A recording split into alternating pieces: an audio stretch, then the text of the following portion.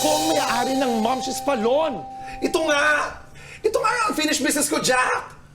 Naalala ko na!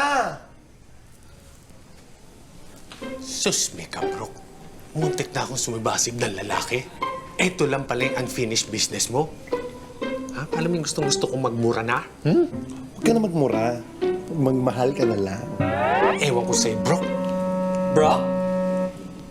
Tinawag mo ang pangalang Brock? Ako, may tinawag? Wala yata akong sinabi. May tinawag kang Brock? Rinig na rinig ko! Baka nagkakamali ka lang. Jack! Ano bang alam mo kay Brock? Magsalita ka naman! Kilala mo ba siya?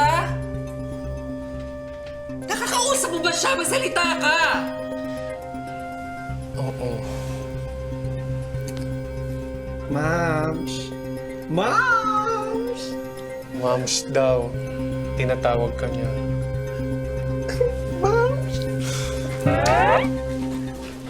Ano problema nun? Baka naagawan ng booking yun. Wow! Pag malungkot na agawan agad ng booking, ano ang halap sa mga bakla? Hindi ba pwedeng nare-regla lang, ha? Nire-regla kayo? Feeling lang.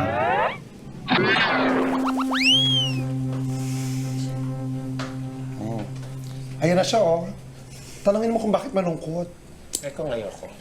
Eh kung multuhin kita habang naliligo ka. Bakit ka ba malungkot, Kat?